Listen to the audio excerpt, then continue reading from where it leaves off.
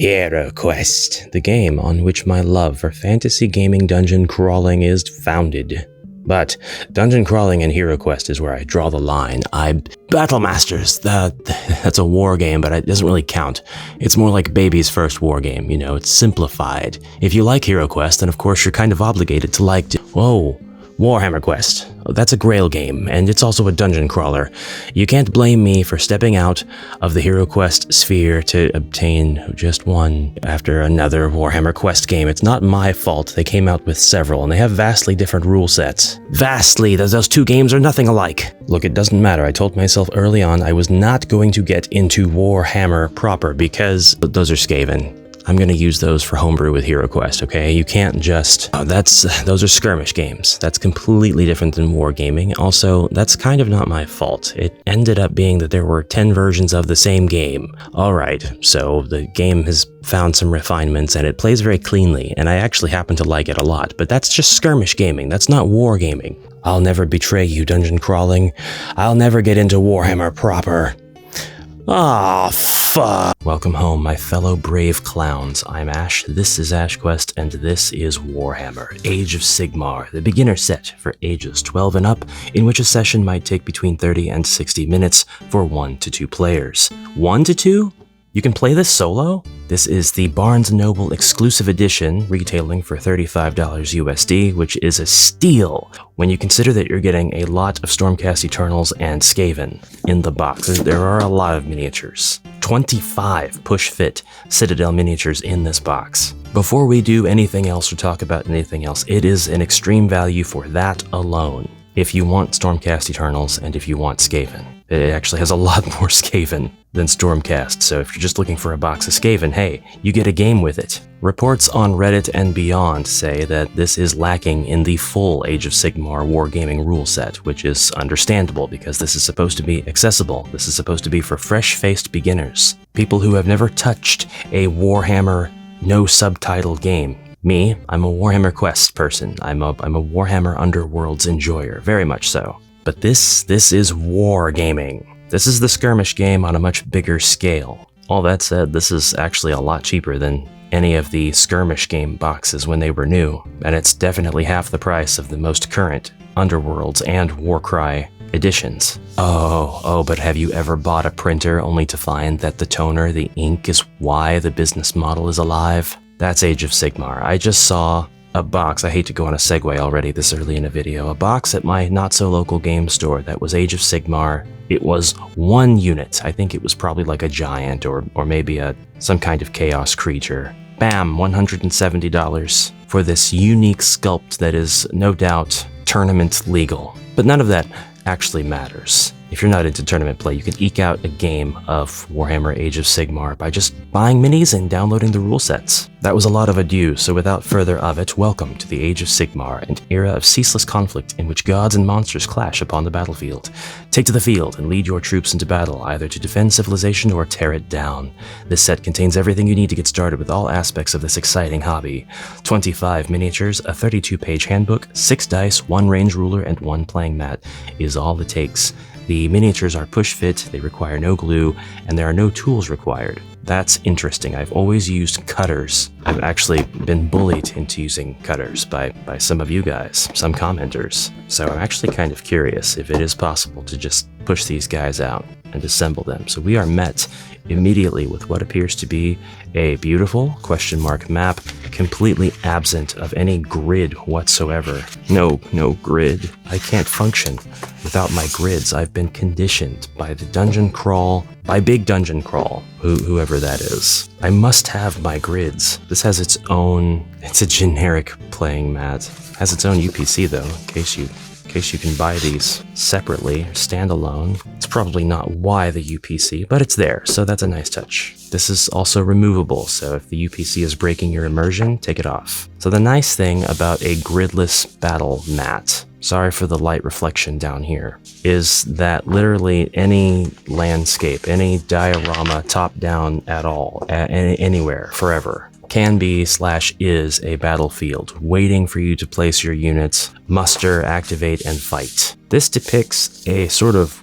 war-torn, hellish landscape, lava threatening to burst from the ground. We have these different emblems on what appear to be, I don't know, they could just be places to stand. We've got 2 battlefields, and we do have one, what appears to be like a ley line or a separator of some kind. This is probably like player 1, put your armies on this side of the line. Player 2, place your armies on this side. Here is the box again with its handbook and all of its legendary, iconic Games Workshop bases with hex pegs at the bottom. These are going to be very interesting. All of these miniatures have to follow a design convention wherein if they are small enough, they will attach to their base by 1 hex peg, and if they are large enough, they'll attach to 2, but they'll always have the same distance apart. That's interesting. This is our range ruler. This is the first range ruler I think I've ever owned. It's the only range ruler I currently have in my possession, because I don't play war games. I always use a grid. Looks like it's a foot long. Here are our dice, and you know that this is a beginner edition of Warhammer because it doesn't come with 30 or 40 dice. It only comes with 6. Say what you will, I do like the size a lot. I think this is 12 mil. I like them. You can use them to track wounds or roll for attack or defense. Perhaps a homebrew rule could be when 2 units meet up, you could use these to play Yahtzee or craps between those 2 units. Maybe they're pacifists. Pacifist Hammer. Age of Sigma. This tray, why is this beginner set, Barnes & Noble exclusive, the only game that I have seen besides Warhammer Quest Lost Relics, which doesn't do a very good job of this, to have these cutouts? And let's see, do the things actually fit? Yeah, they fit perfectly. They are very snug, in fact. This is awesome. This is how every Warhammer...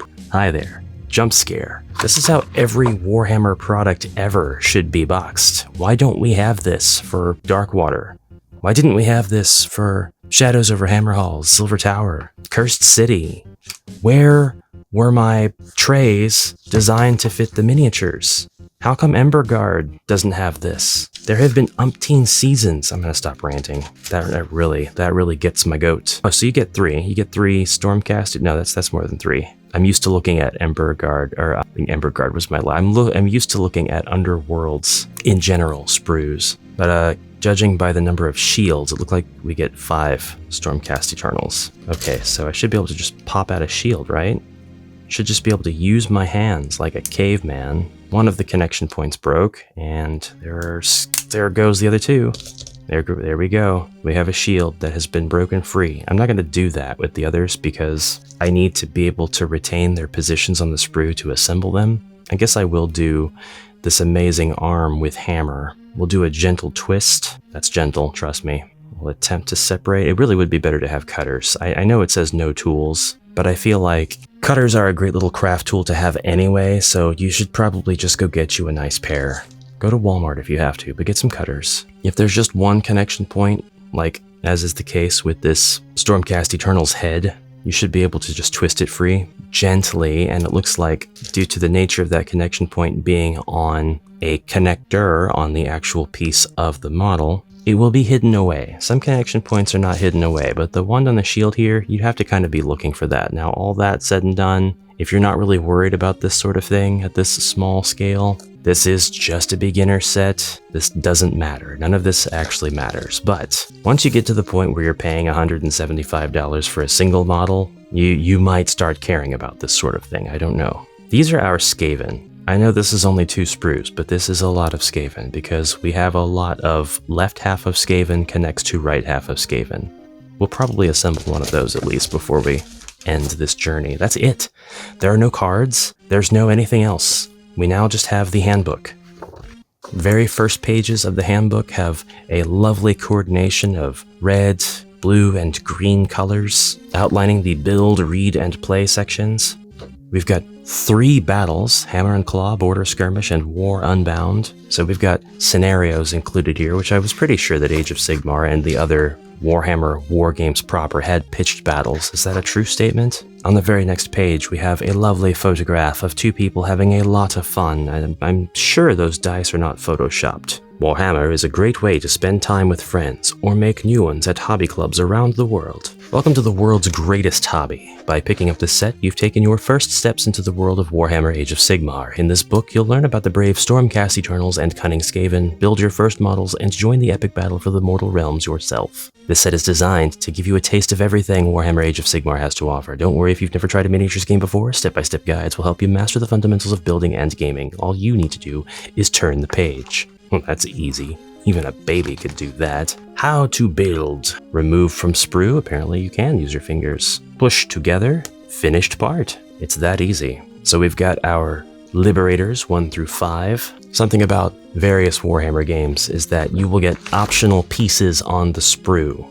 And when I say optional pieces, this is kind of outlined visually here in the book for us. We have one particular base for the Liberators that will hold the entirety of the Liberator in just one of its two holes, and the other hole is left free to use for decoration. So we can take one of these various pieces of decoration, whether that's like some rocks or a skull or whatever these other two bric-a-bracs are, and we can plug them into that hole to create a bit of set dressing to give this miniature base a little bit more life instead of just having this sterile black disc. There are a lot of sets out there that have like optional heads, optional arms with different weapons at the end of the arm. Hold on a second. Okay, so as illustrated earlier, this isn't my first Age of Sigmar box. I did buy a pack of Skaven clan rats so that I could put these together and use them for a contemporary game of HeroQuest. If you have joined the Discord, you could probably pinpoint the exact moment I got these, because I was very proud to show them off. However,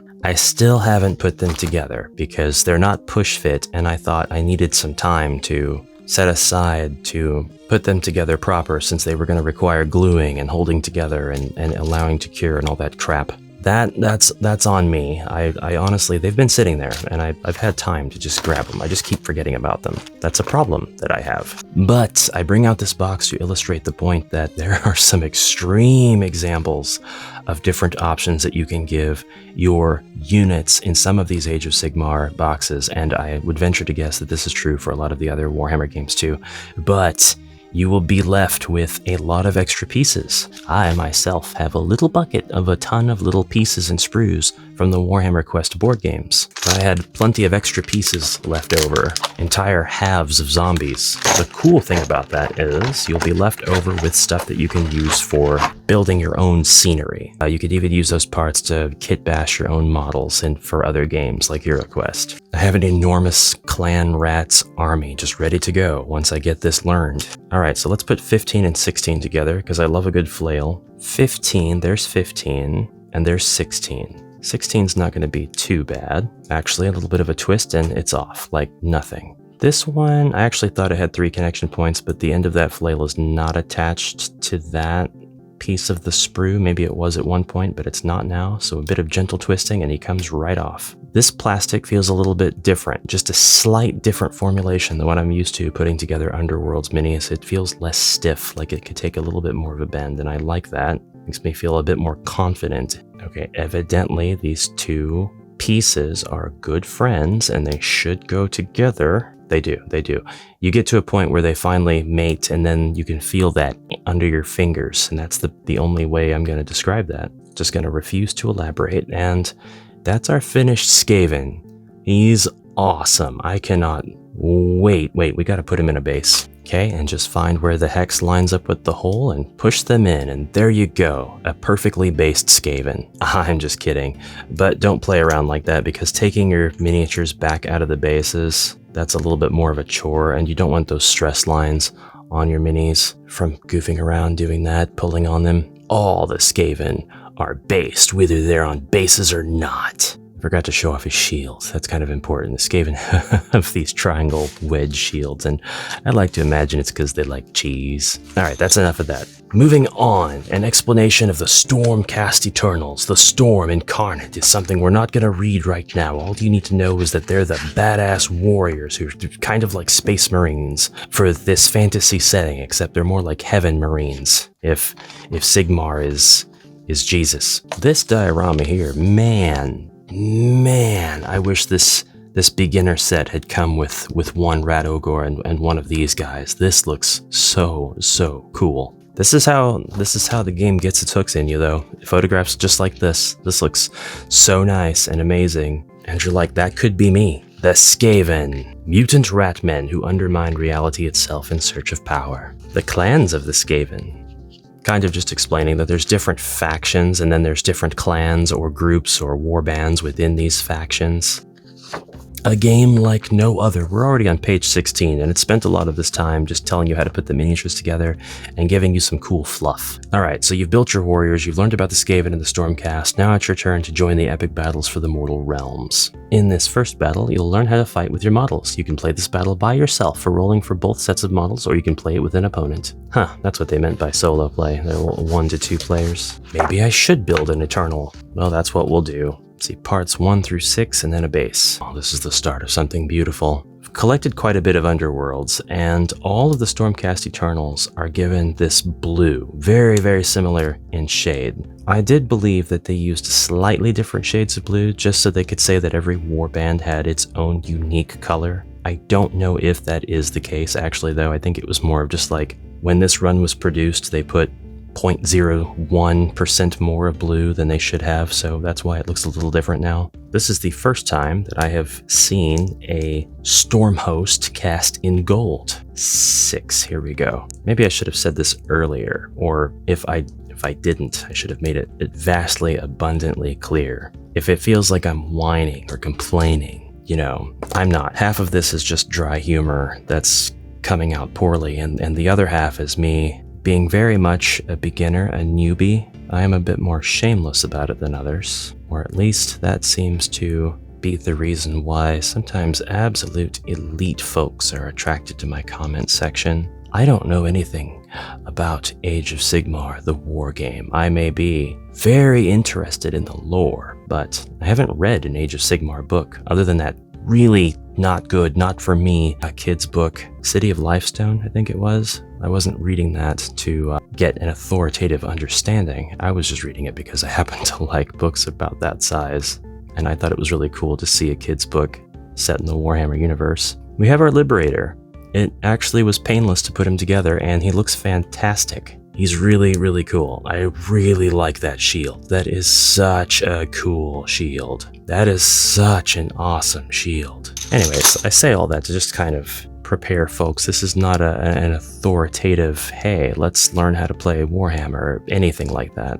I'm just exploring. I'm sharing with you my observations while I play as somebody who has the perspective of a dungeon crawl, what do I say, aficionado? You know, I said all that stuff about the extra pieces earlier, and I did mean it, but in this case it is actually not true. These pieces are referenced over and over again with every model, so you are actually going to use all of the pieces on these sprues. I don't think you're going to have any left over whatsoever. This is not the case for everything out there. Actually, is it? Did I just completely lie to you? Like, we have all of these arms with all these weapons, but is it really just that they're universal fit, and by the time you're done assembling your clan rats, you're not going to have any more? No, I don't think that is the case. This is a choice of parts symbol, and it is prevalent here. There is not a variant assembly symbol, but the variant assembly symbol does exist for these different warbands. The Skaven pack that I have, it's right here. We do have an optional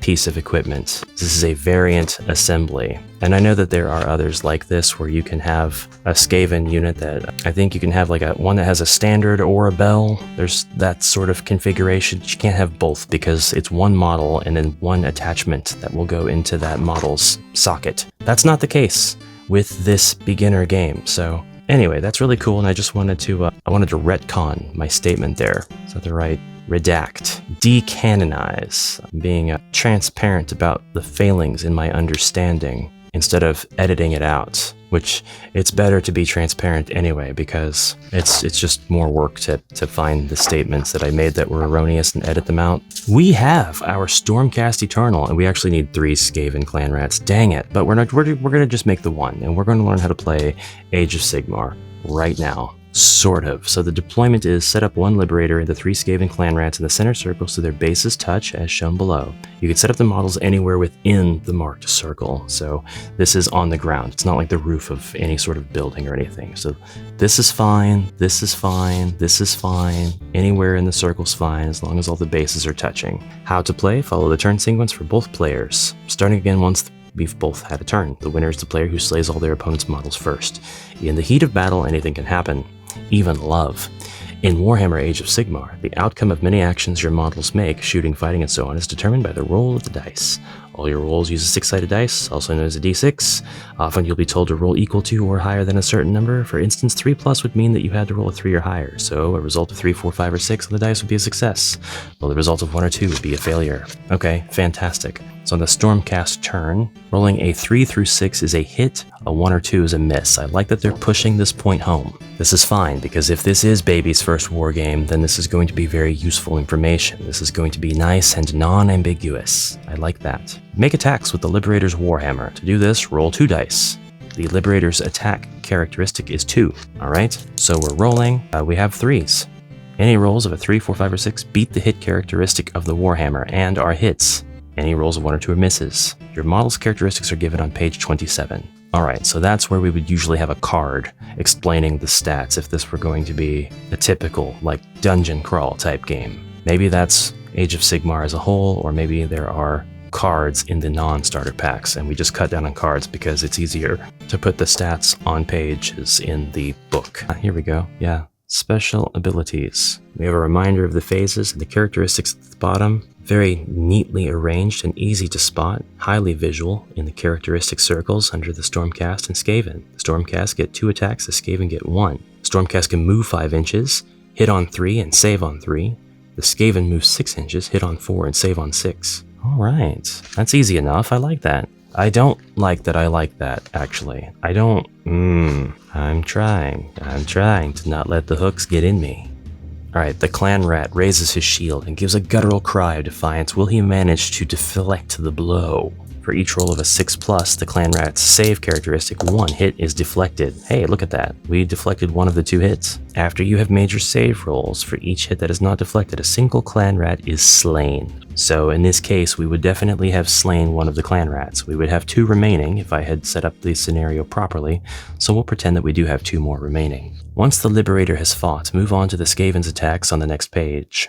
So here is the Skaven's attack. They will hit on a 4, 5, or 6 and miss on a 1, 2, or 3, so it really is just a game of chance, and it is very asymmetrical in that we have a few minis that are very powerful because their saves and their hits are more likely to be rolled on the included dice, and we have a lot more minis who are greater in number, but their survivability is low because their saves and hits are much more limited on the included d6. Seems simple enough, right? Attack with all the surviving clan rats. First, roll 1 dice for each clan rat. Their attack's characteristic is 1. Every result of a 4, 5, or 6 hits, while every roll of a 1, 2, or 3 misses.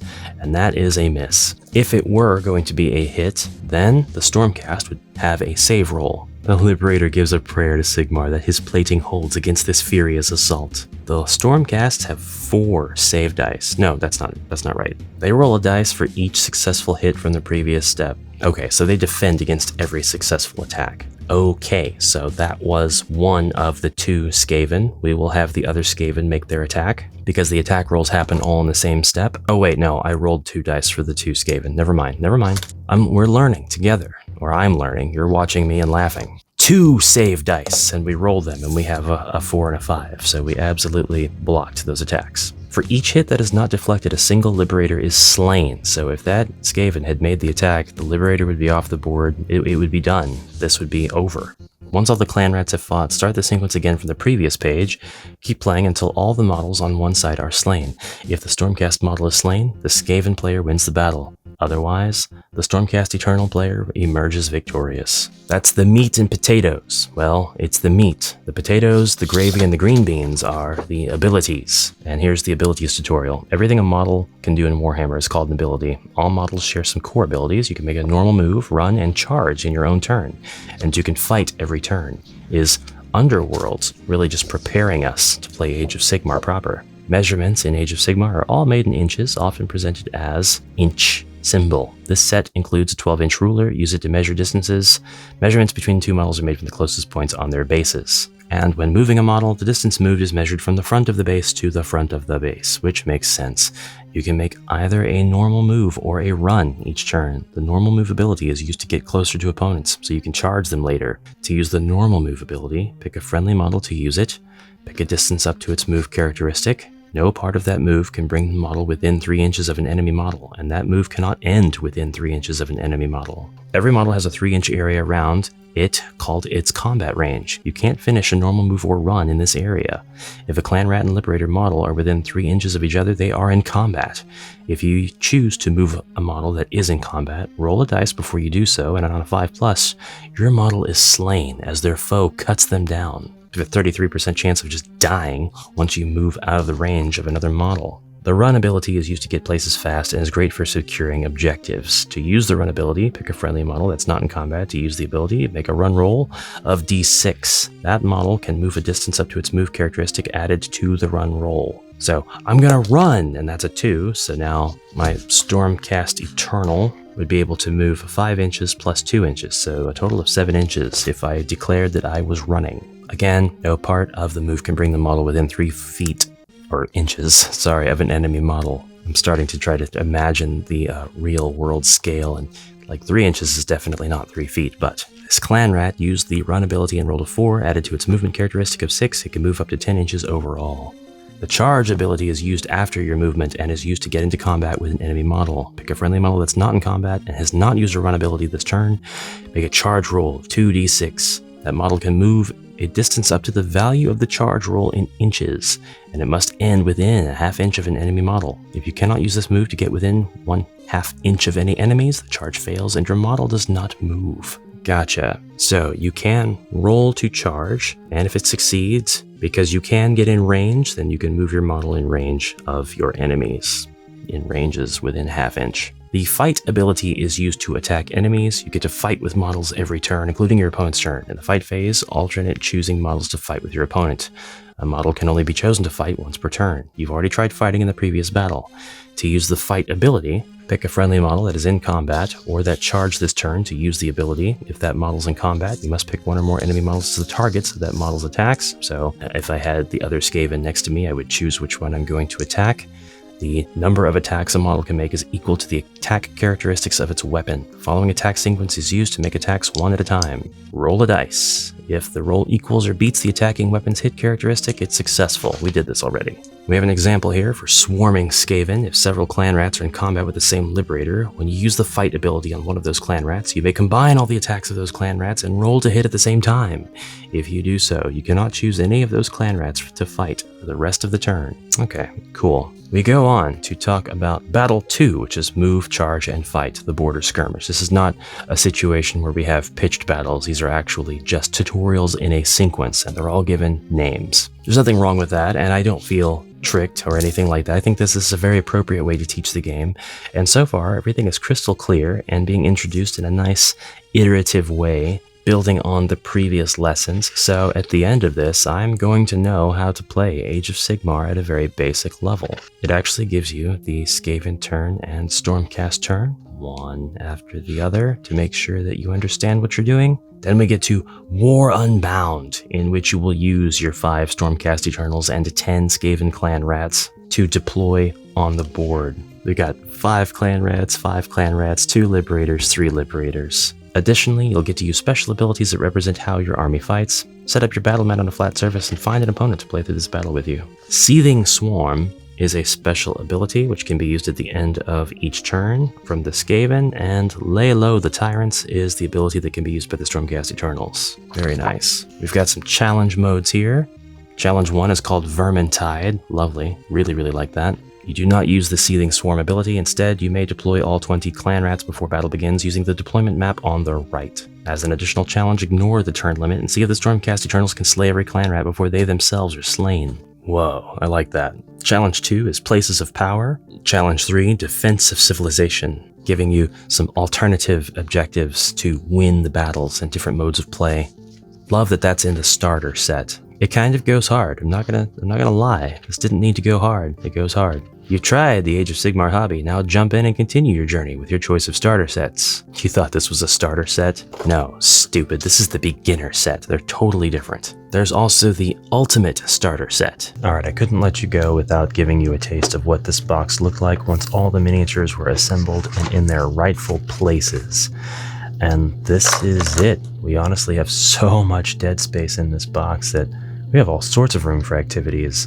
other components, more miniatures, thanks to this ingenious method by which all these guys get to hang out along the edges. Peep this masterful sculpt work. We've got 5 Stormcast Eternals, some of which have got to be turned sort of kind of towards the box because there's only so much height real estate to go around, and you want all the protrusions to be facing downward because if they're facing upwards, they could be damaged due to the map and instruction book that you inevitably have to place on top. We have all of our Skaven sculpts. I like a lot of these guys so much. They are so cool. Got our standard bearer, our bell ringer, our guys who are just yelling. Honestly, kind of seems to me like there's enough room in this box for this box. They won't enjoy the base cutouts, storage, but I'd really need to not have these things kind of flying around loosely. Also thought it was curious, I ended up with 3 extra bases. These guys are so cool. Love them, love all of them. And look at that, just like a Dairy Queen Blizzard. You can turn it upside down and they will not fly out. Mwah, no notes. Alright, so I'm not sure what kind of preconceived notions I had formed about this as a war game. I think maybe I was, oh man, that is so cool. That is so friggin' cool. I think maybe I was off-put by scenes of classic Warhammer fantasy battles where entire deployments had to move sort of in trays. But I really don't know. Maybe the rules have simplified a lot in the game across the different editions and versions, and maybe there really are just a lot of different Games Workshop war games all using the Warhammer license. But this was surprisingly simple. So it looks like this is going to be a keeper and something that I finished putting together, and it looks like I'll end up learning how to play proper, getting in a few rounds, maybe with actual human players. At the end of it all, I'm just surprised. I'm surprised that there's simplicity, and I'm surprised that I like the presentation and the way that everything seems to flow. It's really not that dissimilar from Underworlds, and maybe that's why Underworlds does not seem to be very successful in spaces, because it's just Age of Sigmar with hexes.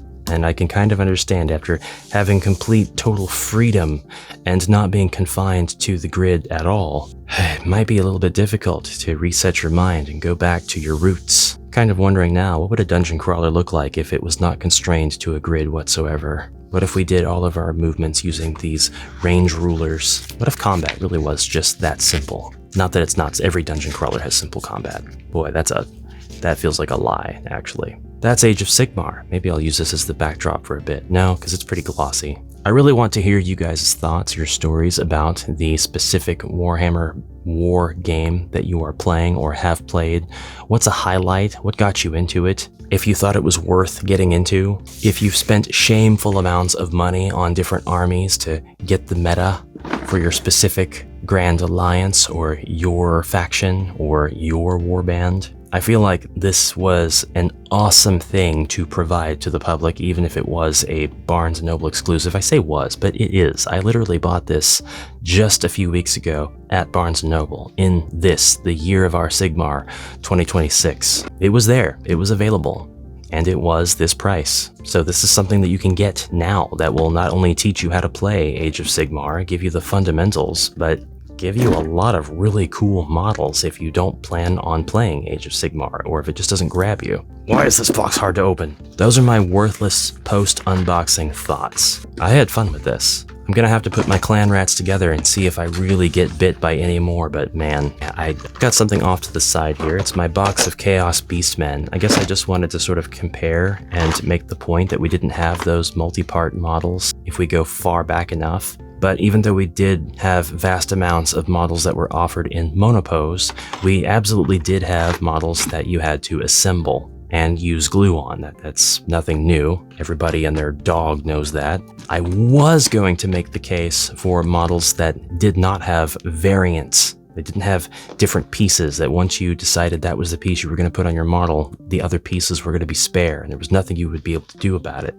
But we actually did have a few models that were like that, I realize. The chief example that I can think of being the Nurgle miniature, which I have packed away in my Space Crusade box. It's the Nurgle Greater Daemon, the Great Unclean One. He originally came, and the catalog will show you this as well, as a single body, single head, single left arm, single right arm, single other part, the torso. And when I say single, what I actually mean is there were like 5 options for each of these things. So you could build a Great Unclean One that truly represented your uncleanliness in the warm embrace of Grandfather Nurgle. And that, my friends, would lead to a ton of excess parts. But there would be no greater example of a totally customizable miniature. Anyway, I'm dragging this on. Thank you so much for your kind attention. Please let me know about your Warhammer Age of Sigmar experience, and if it's not something that you do now but you used to wargame, tell me about that in the comments below, and I'll see you in the next exciting adventure. Until then, your wallet's dollars yearn for the mines of plastic. Onward for now.